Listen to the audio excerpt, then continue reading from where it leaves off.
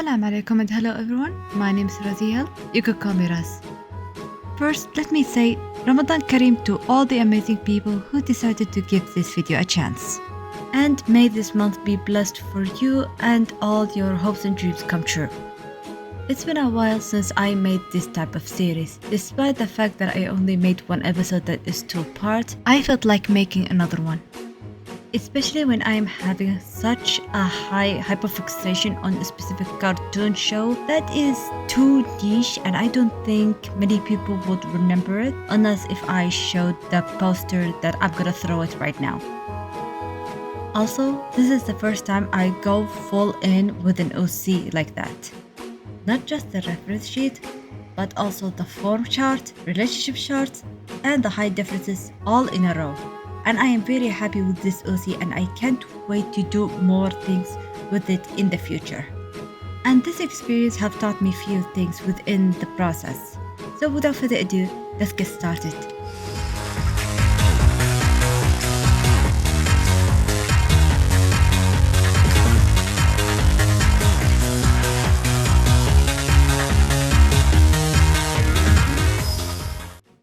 The first thing I do as usual is to have a straight line for Zal to stand on, like standing on the ground. At first I wanted to copy the reference sheet style they did for the show. I'm gonna show it to you right now. It sure looks silly and it's something I won't do that often, but the way they did it made sense, especially how the characters stand and where they pose and where the parts actually meet and so on. It's been a while since I used this brush I made long ago, and I thought it would be perfect to figure out things on this first draft stage in case if I want to change something. And of course I figured out that I need to change how the legs looked, and I can't stay away from my favorite brush that I made long ago. And yes, it is the same brush I use in all my art. If you want to try out all my brushes, they will be in my coffee shop, link in the description below.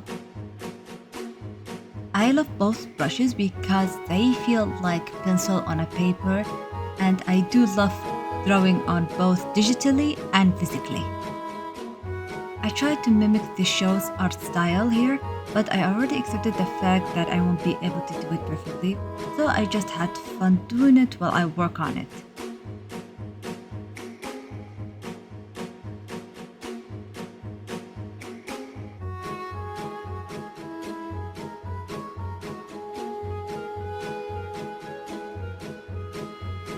And here where I redo the legs. And please do not forget to flip your canvas as you work on it so it helps you spot the mistakes you might miss. I usually flip them to draw in better angles, but it also helped me spot the mistakes very early. And don't you even dare to commenting about how I draw the hips and thighs. It is a curse. I'm forever stuck with it because of JoJo's Bizarre Adventure, and I won't blame anything else other than the fact that I love drawing this type of body shape because it is my favorite type of shape. It is a joke, by the way. Editor Razi here. I am very sorry for text-to-speech, but sadly this news just happened after I finished the video. Due to the war going on, there are going to be more delays at my end. I want you to know I am okay and my family is okay too. I hope this war won't last long and I hope all the innocent people be safe. I'll try to continue posting and drawing as much as I can. I know I might already said share, like and subscribe in this video already, but it means a lot if you do. Especially in stressful times like this. Back to the video.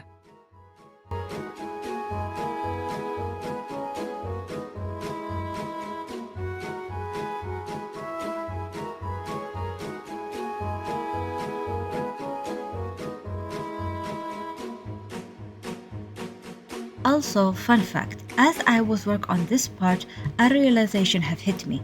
The way I draw the boots looked way too similar to the way the show was drawing the boots. So I started to wonder if Buzz Lightyear's show did influence my art style all those years ago when I was watching the show when it used to air on NBC3. And I had to compare them with my art, and they are similar in a lot of ways.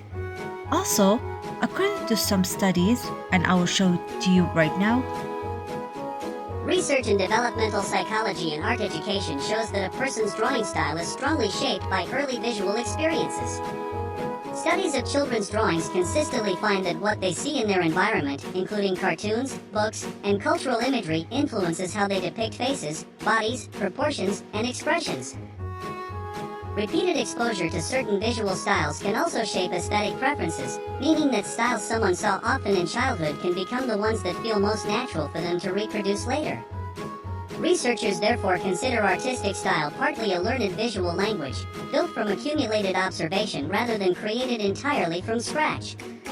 Cross-cultural research further supports this idea.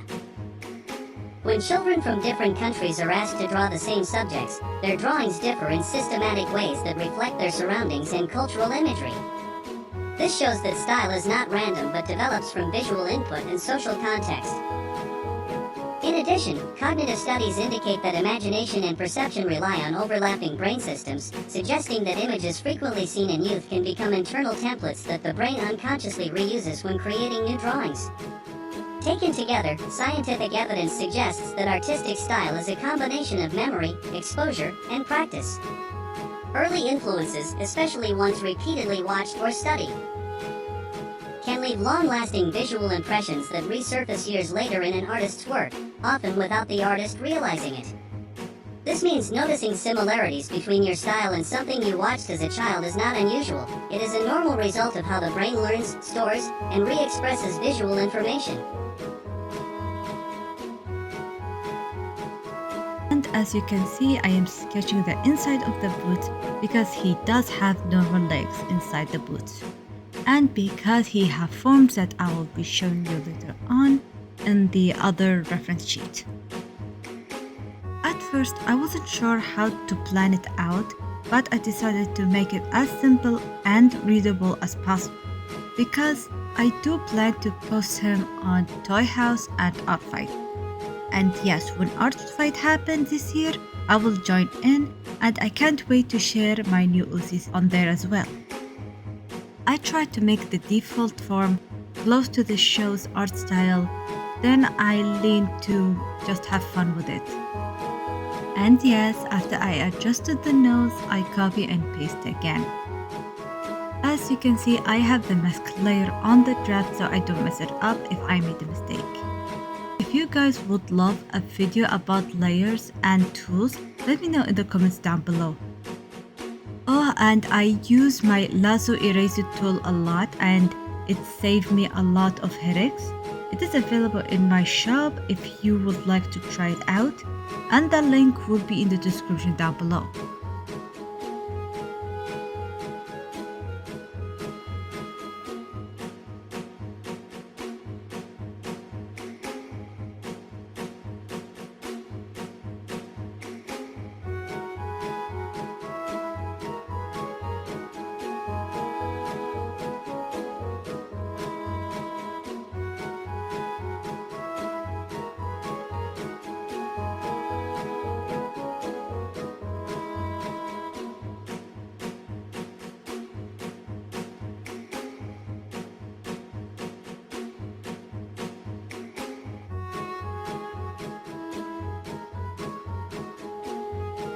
My plan with this one is I wanted to make him look hyper as possible because of Tangier technology and Zorg's DNA. The colors were not easy to pick at first, so I picked from Zorg's and Warp Dark Matter's colors. And I adjusted them to make them feel more like Zal-like, if you know what I mean, of course.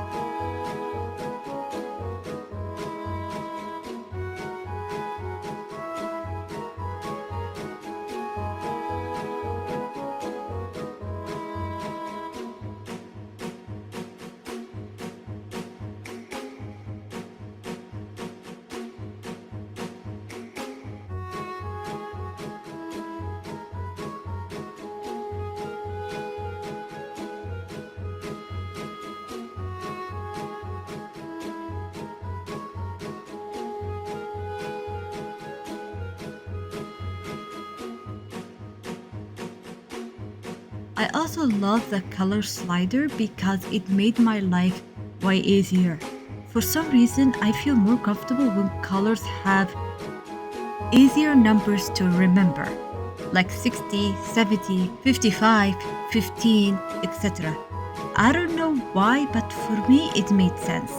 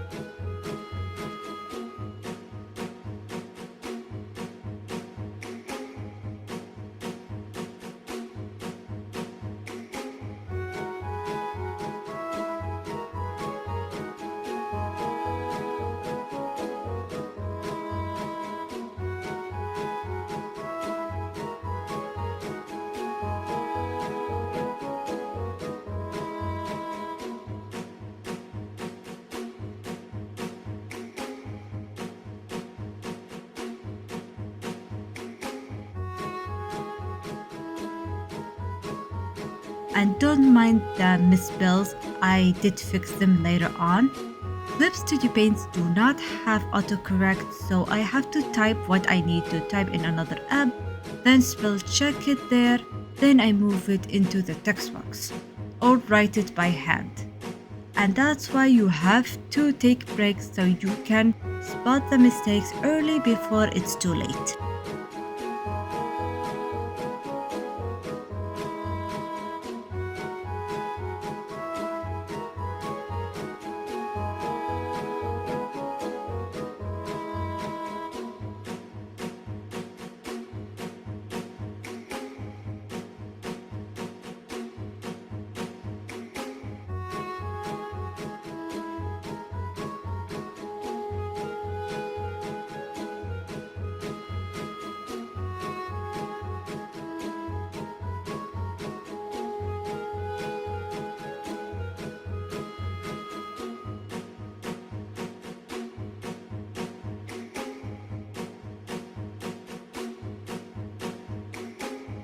In this part, I made it as simple and readable as I could, the hands, the boots, etc. And of course, drawing the inside of the boots because he had normal legs like I said. And he won't be sleeping with the boots on, like come on now.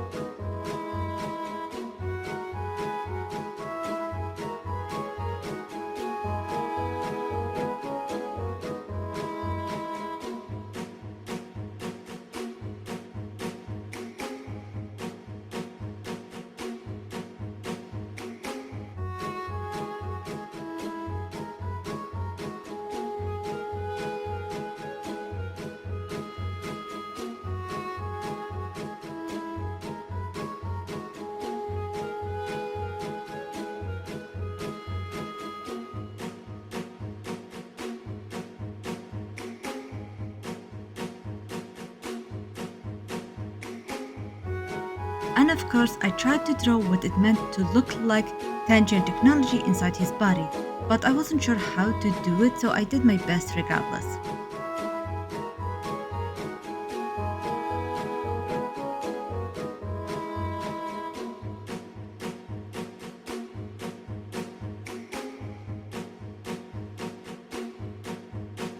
And after I fixed any mistakes and misspells I came across, I finally moved to the next draft.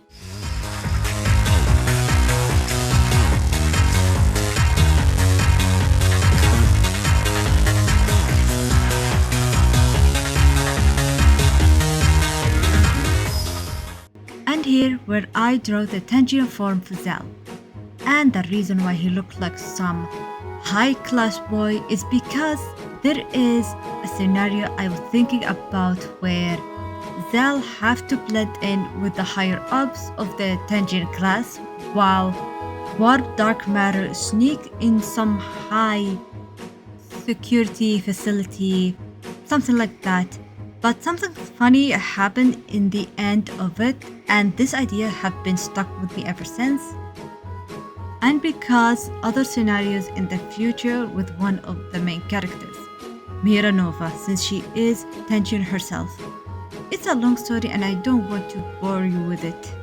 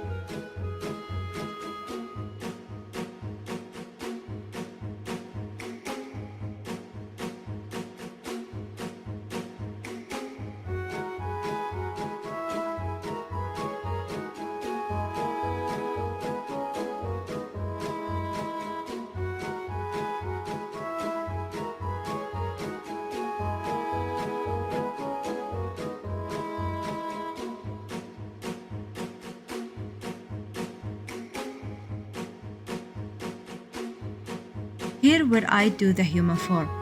I don't remember what humans are wearing in the show, so I went creative mode with it. Why he also have a human form? Because why not have a human form so he can sneak into Earth under Zorg's command, and Allah knows what BS they'll have to go through so Zorg won't shut him down?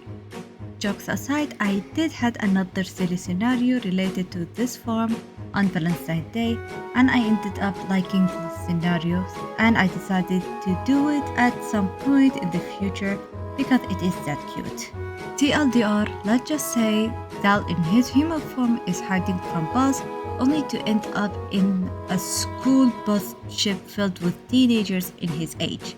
And he have to pretend he is just another troublemaker who enjoys to escape from his teachers and hop into other schools' buses for fun.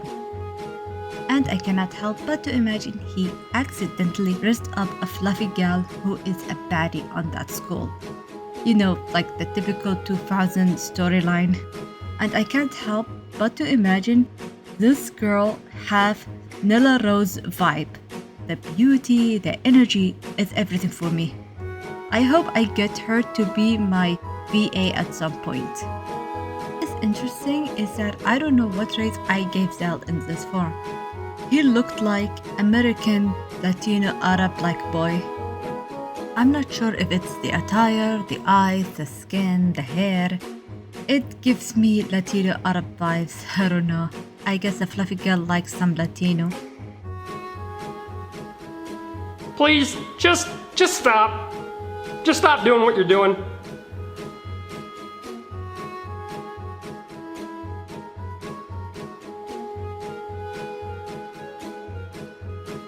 And here where I draw the Zorg approved form.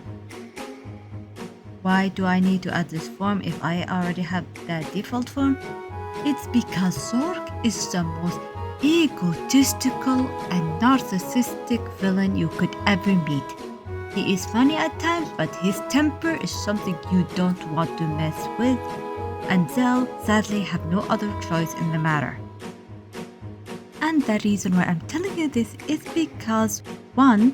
Zorg wants Zal to fit his titles as the heir of the empire and the masterpiece.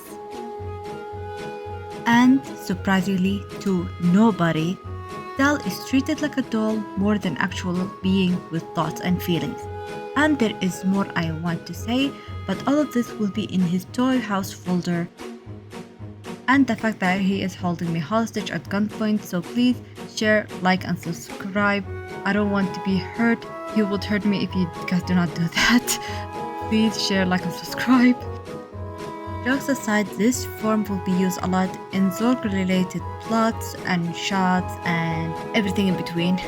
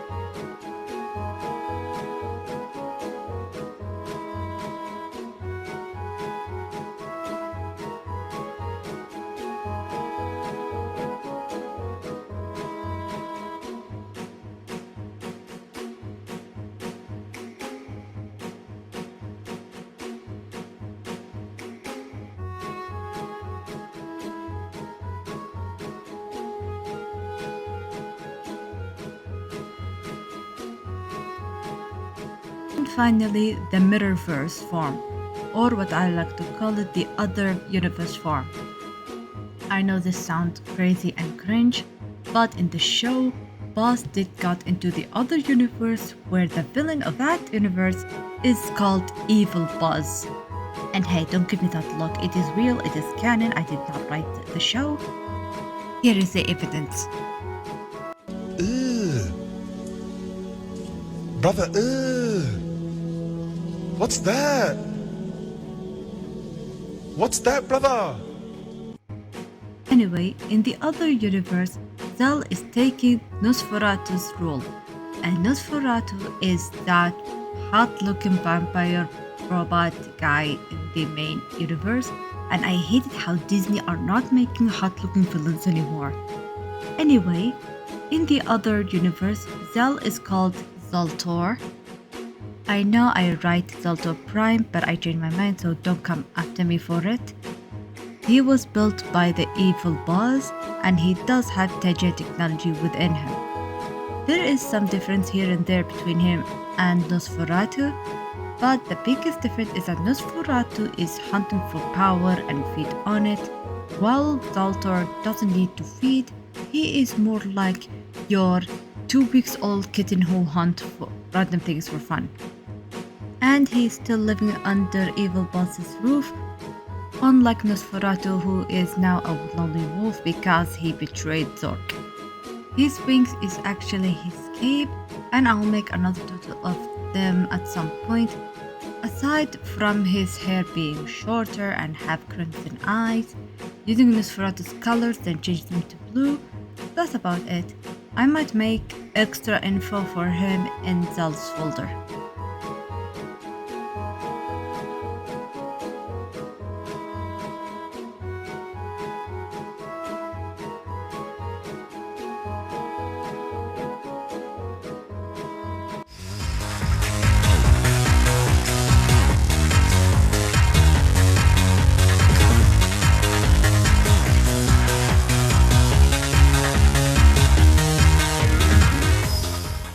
Here where I wanted to do the relationship shard thing, where in the middle is the main character of the shard and the rest are around him in a circle like form. But I didn't know how to do it in Clip Studio Paint, so I did it in a more simpler way.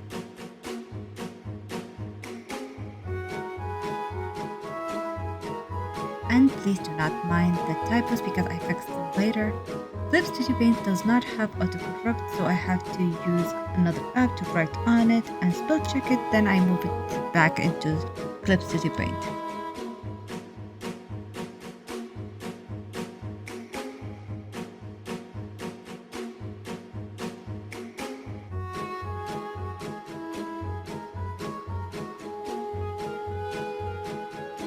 The colors part were very annoying because I had to come up with more emotions to fill up the box.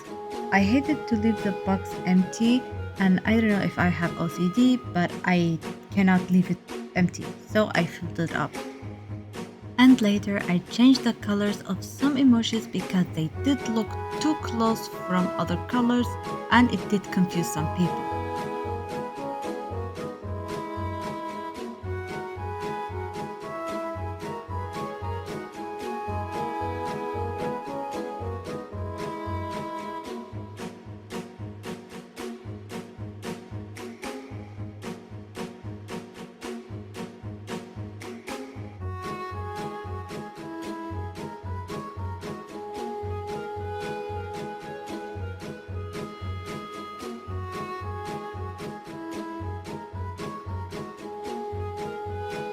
At this point, I was so annoyed with the black circles that meant to be templates for the characters. For some reason, they refused to align perfectly. As much as I wanted to move on, I was so annoyed with how the lines were touching, and I spent very long time fixing them until I finally did it. And I finally start coloring the lines of each character with the right color for each emotions based on Zal's point perspective. Adjusting the colors with how much percentage was easier for me since I somewhat know how the relationships of each of them with Zal is.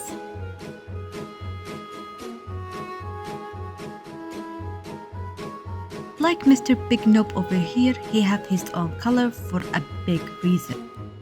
As you can see, I keep changing stuff around, and that's part of the process to catch any mistakes early on.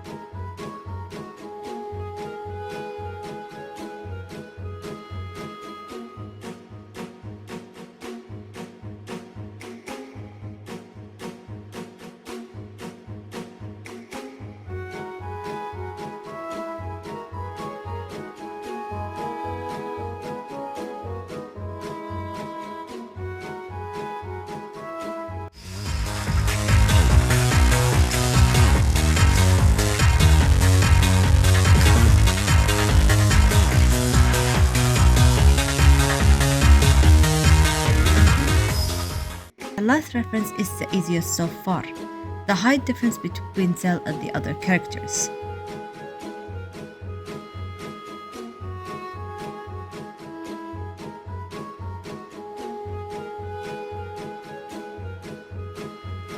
And yes, I know it looks like I'm tracing, but I assure you I'm just making silhouettes for the characters with the reference. What's funny is that I do want to make a video related to tracing. Let me know in the comments down below if you would like to see that video. I know I can just select the outline and do the borderline way, but I didn't like the pixelated look and I took it as a relaxation session. It also reminded me of that silly trend in 2010s on DeviantArt where people take random characters or OCs and turn them into silhouettes and make them look like they are listening into an iPod or something. It was fun back then and I need to do some research on it at some point.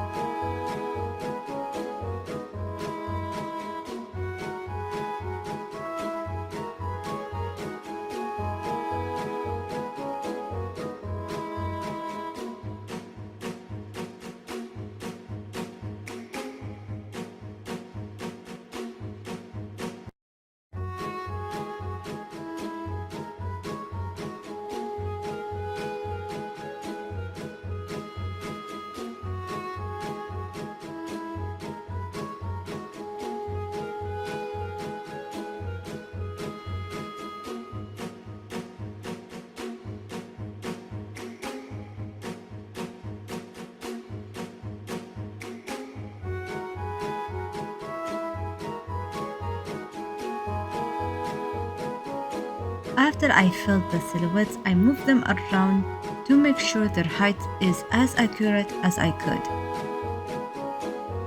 I was lucky to have a ref where Buzz was in both refs. What's funny is that Zork is one head taller than Buzz, and Booster is twice taller than Buzz, aka 2 heads taller. And Warp Dark Matter is in the same height as Buzz. And not forgetting the fact they already showed how tall Warp compared to Zork, and the same with Zork and Buzz.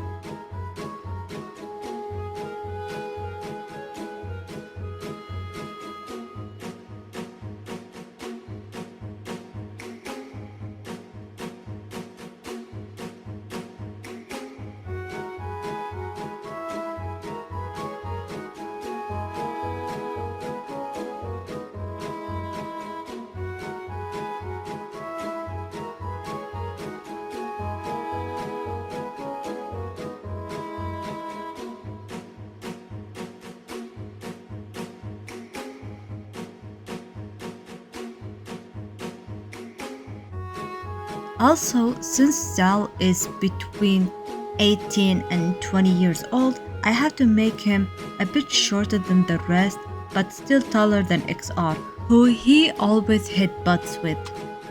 And since the canvas is not big enough, I put white border over the characters so it's easier to lay them over each other, and it's easy to tell who is who. And yes, Zork is standing out a bit too much because he is holding a gun over my head. Please subscribe.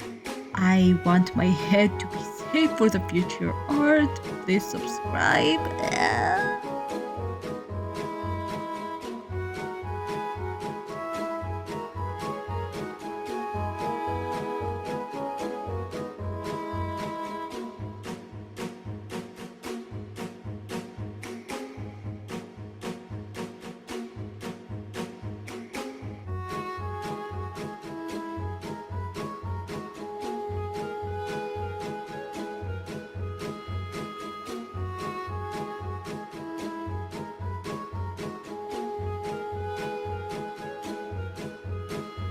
And that's it. That's how I spent my Valentine's Day and Ramadan. Oh, and I forgot to mention that I did finish Zal after Valentine's Day before Ramadan started, which means that Zal is a blessed Valentine baby in a way. I am very sorry that it took that long. Ramadan is very important month for me, so things will be a bit delayed at my end. The next video will be about how I make commissioned GIF. I have Ramadan discounts, so if anyone interested, it will be in the description down below with my brushes and everything else. I hope you guys are having such a fun time, especially nowadays, and I hope your Ramadan is great. Until next time, bye bye, be safe out there and take care.